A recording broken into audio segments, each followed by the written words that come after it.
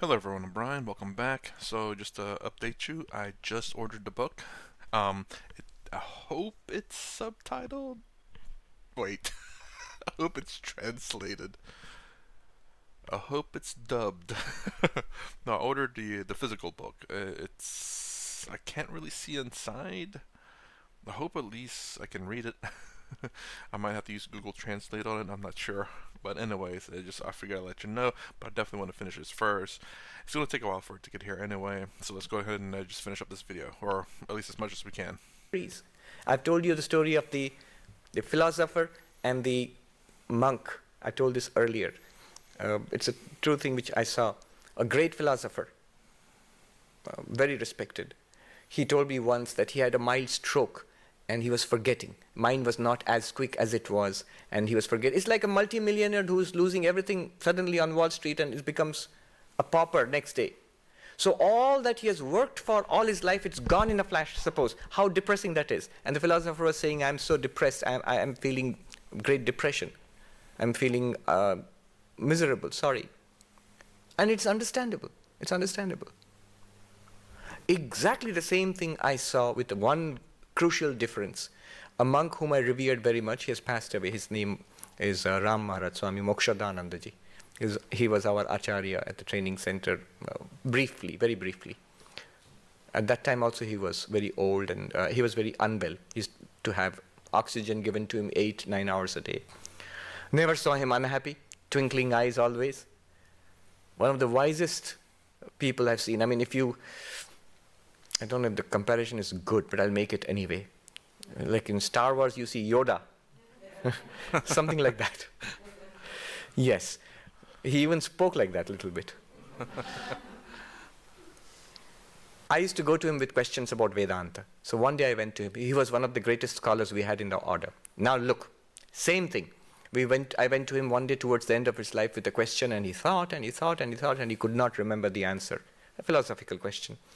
And he said, now I cannot remember, it's all going away. Exactly what the philosopher said. This monk is saying exactly what the philosopher said. But the next part is the crucial difference. I cannot remember now, it's all going away. And then with a broad smile and the same twinkle in his eyes, he said, let it go, its task is done. He has found something within himself which is independent of mind and body. It's there right now within us. We are that.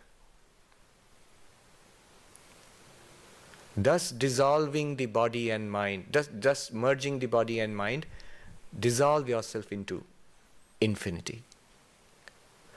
Dissolving or merging the body and mind does not mean committing suicide. I am completely unattached with body and mind. I don't need the body and mind. Let me kill myself. No, not suicide. Trying to stay alive, trying to kill oneself, both are signs of attachment to body and mind. Once Swami Bhuteshananda, the 12th president of our order, was visiting our ashram, Deoghar, and the Swami in charge there asked him, how do you look upon life now, Swami? And he said, he had a slow drawl, he said, I neither desire to live nor to die. He was 98 years old at that time. Interesting. I don't know, maybe I like a positive spin on things. Let's say I guess this is maybe my outlook in life. It's the sheer fact that, if you have to be here, why not just enjoy it? Just don't suffer. I mean, I guess that's the key thing I kind of follow myself. Now, is it going to get you enlightenment? I don't know. I'm honestly not worried about it, well, enlightenment or not. If you're worrying about it, then the thing is though is that if you're worrying about it, you're not on the right path because you're suffering because of it. And I guess that's kind of the thing is not to worry about it, but to ensure that you're going in the right path. So the big thing is not to worry about it, but also at the same time make sure you're going on the right path and not to stress out about the path. It's really contradictory. It's like I want to make sure I make an A, but I don't want to study. It's kind of like that actually, because if you're studying, that means you're suffering, but you want to make sure you're going in the right direction, in some sense. Now, I guess the main thing is to when you're doing it, make sure that you're enjoying it and not suffering from it. If you're suffering from it, you're not doing it right. If you're enjoying, I mean, mind you, enjoyment is kind of an attachment. But to me, it's like yes and no. Um, again, I'm no Swami or Guru or anything like that. But to me, nothing wrong with attaching yourself. Nothing wrong with attaching yourself to something that is good, that is going to make your life better. But the thing is, though, it's not to suffer from it. So that's kind of the hard part of that, I guess. Neither desire to live nor to die. The life of the body will take its own course. Why are we so concerned with it? We are not attached to it. When you are not attached to the body and mind, it takes its own course. This is called the merging of the body and mind. This is called dissolution into the infinite. I am one with the infinite. Billions of bodies and minds are coming and going. This one also will go in its own way. Real quick, actually, I just thought about this. I mean, he did say, no, I'm not worried about dying, nor am I trying to survive. Nor am I trying to survive. But would taking care of your body be considered to be trying to survive? Being healthy be considered trying to survive? I mean, you are taking actions to prolong your life in some sense. I don't like to see it that way, though. But I guess if you have maybe the attitude of that, if you when you prolong your life, that you use that prolongness of your life is to serve others, then you know, I guess that maybe perhaps that way it'd be seen better, maybe, because prolonging your life for your own self is, is kind of, I don't know, trying to survive in a sense. When you're sick and you go to the doctor, you're trying to survive. When you're, yeah, anything you do to ease your pain and to prolong your life in a sense, which is going to the doctor, eating healthy, exercising, taking medicine, all that is something to prolong your life. But to prolong your life to do good, I think that probably wouldn't be a problem. Why worry so much about it? Why so worried about it?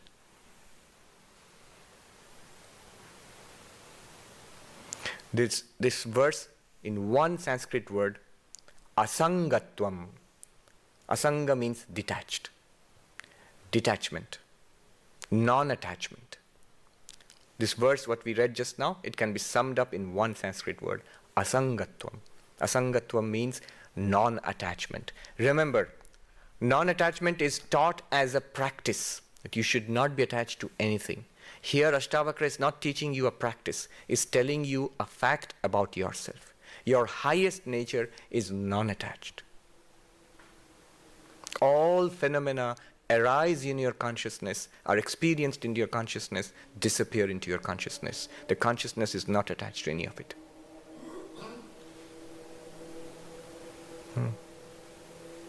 The light which shines upon this room, people come and go, the light illumines everything, not attached to it. When the person goes away, the light doesn't go away with it.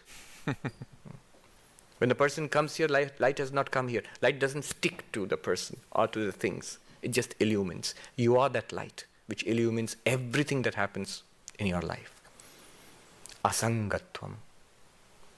All we are called upon to do, note it. That unattached reality within us has no problems. Has absolutely no problem. You're completely, forever free of problems. You can relax.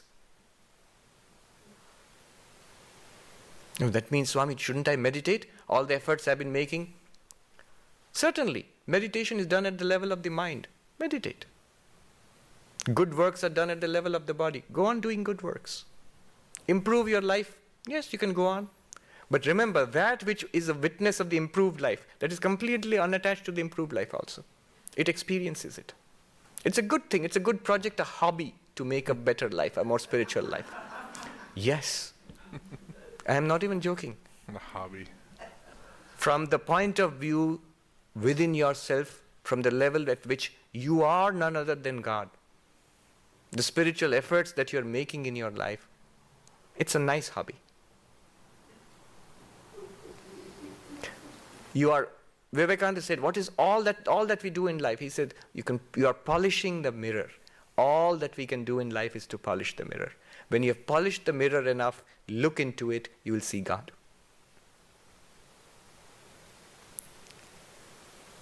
Even the mirror you are not attached to.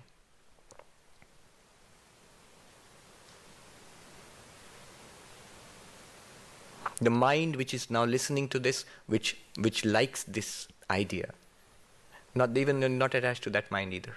It appears to you. The mind which does not get this idea, is uneasy about this idea, you are not attached to that either.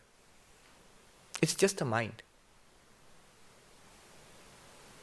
You can see what crazy stuff I used to think in the Himalayas. There was a monk who lived in the hut next to me, a very old, very wise monk. He asked me what I was reading. I was staying in and begging for my food and meditating and reading this book. So he called me and I showed him this book. And he gave me another book, Vishnu Sahasranama, 1,000 names of Vishnu, a very devotional text. He said, read this with that.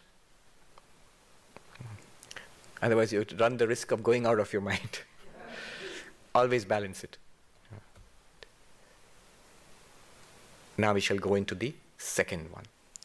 This is just the opening theme. Now we are going to go deeper. One word take away from this verse, asangatvam. The truth, the reality that I am is non-attached, is unattached to the phenomena which it experiences, including this person, this little life, this person which we think we are, yet not that. It's a page in the book of many, many lives. Each life is a page which you turn over and you get into another life. The Atman, the pure consciousness, is experiencing this book of the universe. You're not attached to them. That particular page is not you. It's something that you have read, you experienced. Let's go deeper. The second verse.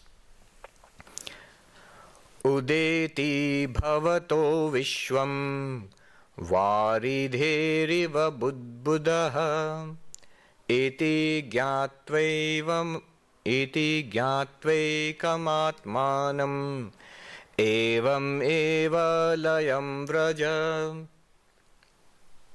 All right, the second one goes deeper. The entire universe arises in you like bubbles in an ocean. Entire universe arises in you like bubbles in an ocean.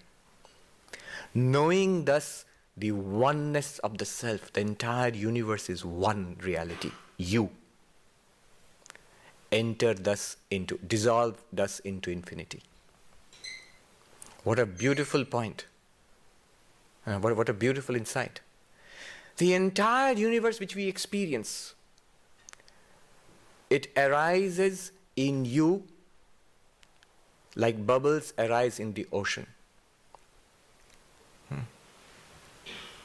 Like the waves in the Pacific Ocean out there in Santa Barbara.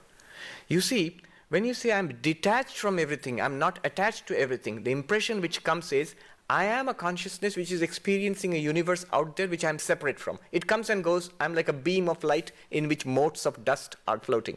That's the experience, that's the understanding which comes to us. Separateness. Look at the ocean, waves, thousands and thousands of waves. They're all separate from each other. They're all different. From the point of view of a wave, there are thousands of others like me, big and small. From the point of view of bubbles, there are millions of bubbles in the ocean. But this entire experience of the universe, where is it? Ashtavakra tells us it's not a separateness. You are detached not from something separate from you. This entire thing which you are experiencing and which you are detached from, non-attached to, it comes and goes. It comes and goes within you. It's not apart from you. The universe is you. We are the universe which we experience. Not poetically, as a matter of fact. Think about it.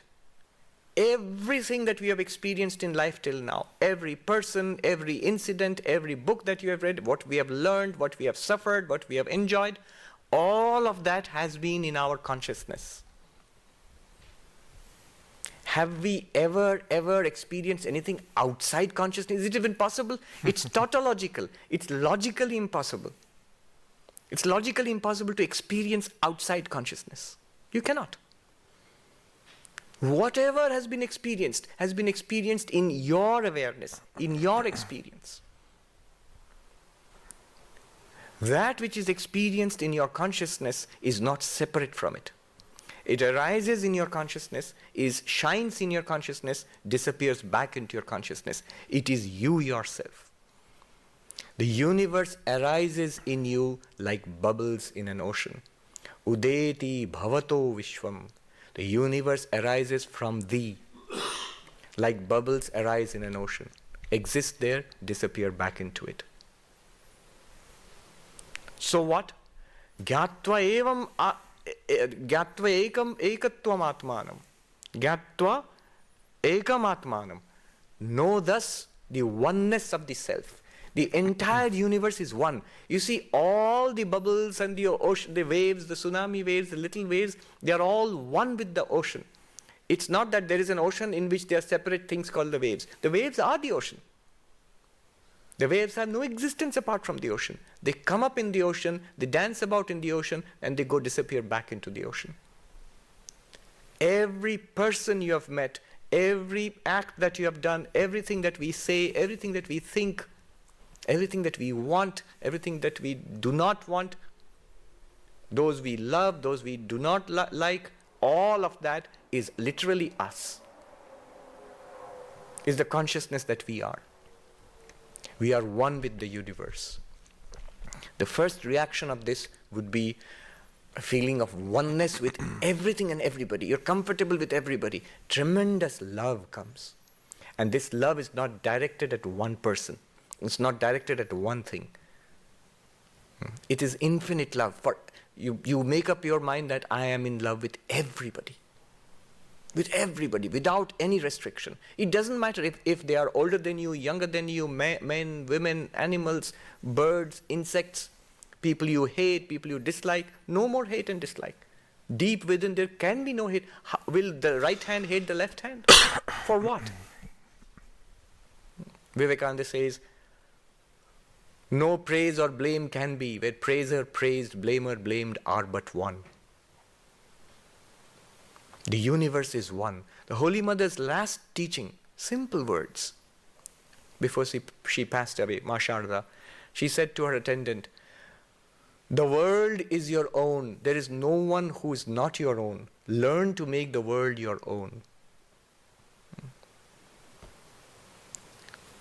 Vivekananda says, if sometimes you felt this urge of stretching out your arms and trying to embrace the universe, you have felt the truth.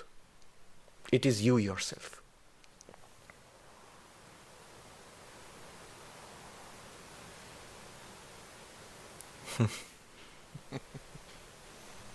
Well, there's really not much to say in that. He's just telling a story there and examples. We can't really say much to that. Not one atom in this universe, not one insect, not one life here is different from us. It's we ourselves, our one life, one consciousness. In this, it's a joy. It's the enormous creativity of that consciousness which comes up in all these ways. You are tasting yourself. Ashtavakra elsewhere he says, Mai ananta mahambodo ashcharyam jiva vichaya udyanti gnanti khelanti pravishanti swabhavata. I am an infinite ocean of consciousness. In me, all these beings, including this one, they come up like little waves. Udyanti, they come up. Khelanti, they play with each other. Gnanti, they fight with each other. Pravishanti swabhavata, they merge back into me again. Ashcharyam jiva vichaya, the most strange beings, the most wonderful things are these creatures which come up. Ashcharyam Jiva Vichaya. I remember the Swami, one Swami in the Himalayas who taught us this. I would sit at his feet and listen. And this particular verse, when he's saying, in a very childlike way, he would say it. Udyanti, they come up, khelanti, they play with each other. The waves are playing with each other. In me, the ocean. He says, I love you, I love you. Gnanti, I'll fight with you, I'll divorce you. Pravishanti. And he says, they disappear back into me. We are one with everybody. The consequence of this, Vivekananda says that eternal love and service free. Eternal love and service free. I was reading body language, there's some signs, and he says people who do this, speaking, they have this inclusiveness, this body language which shows inclusiveness. And they pointed to an example, they showed videos. They showed the Mac person who does this almost all the time, continuously, unself-consciously, is the Dalai Lama. He's trying to embrace everybody. He feels a natural oneness with everybody.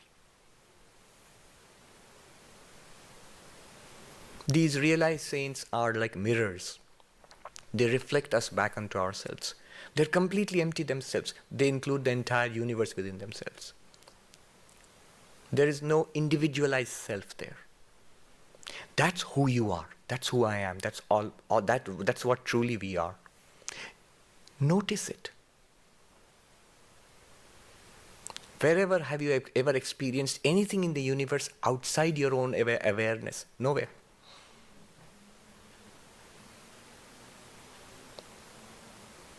This whole verse, one Sanskrit word, ekatvam, oneness. First one, don't forget, asangatvam, non-attachment. That non-attachment deepens into ekatvam. Why that non-attachment is important, now you can understand. What prevents us, what separates us from everybody else, is this attachment to the particular. One body, one life, one mind, one set of opinions, one particular life. When you clearly see, you don't even have to detach yourself. You clearly see that this appears in one consciousness. It is, I'm not attached to it. It comes and goes. I experience it. When you are unattached, when you see yourself, when you see the natural detachment which you possess all the time. The most miserly of persons attached to all, Scrooge, with all his wealth, completely detached from wealth. Ashtavakra will tell you he is the most detached person in a great monk. The moment that person goes into deep meditation, Scrooge wouldn't go into meditation. The moment he goes into deep sleep, all the wealth is forgotten.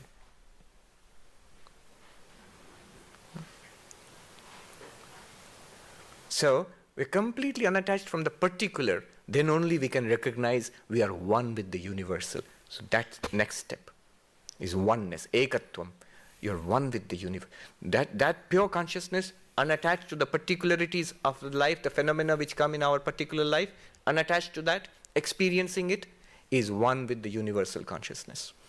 You are Brahman, in which the universe shines.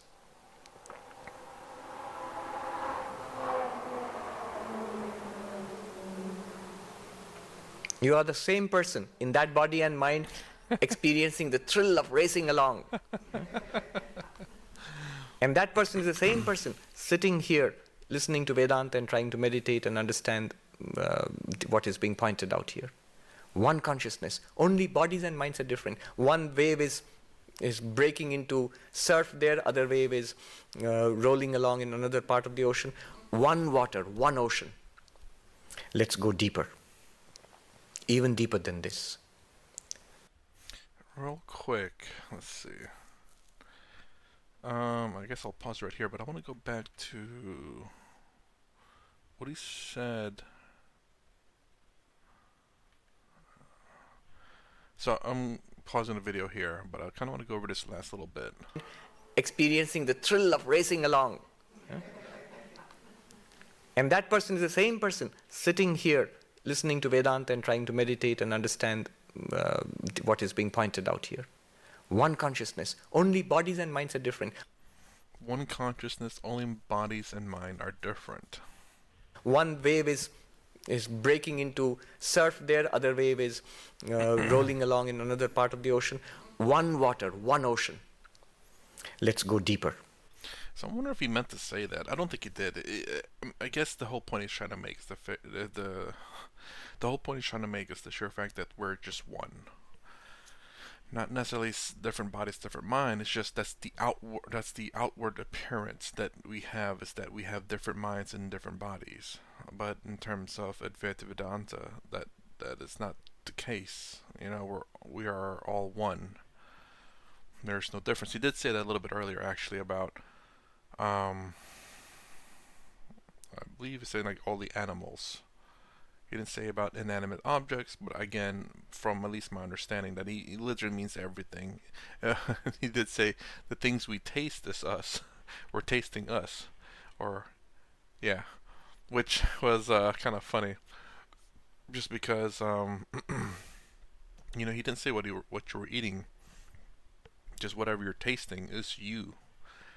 I guess this goes back to kind of a interesting discussion that kind of cropped up in one of the earlier videos, which I do want to make another members only video going a little bit deeper in terms of meat and vegetarian, eating meat and being vegetarian or vegan. But I have to write all that stuff up. But again, the sheer fact that whenever it says what you're tasting is you, which is kind of my whole point. It's the fact that no matter what you eat, it's you. You can eat rock and it's still you. You can eat the pencil, it's still you. You can drink the water, it's still you. At least, again, from my understanding of Advaita Vedanta, that there is only one. There is only Brahman, and that is you. But anyways, gonna pause right here. If you like my content, please consider subscribing, thumbs up, thumbs down below. Thanks for watching. I will see you in the next vid.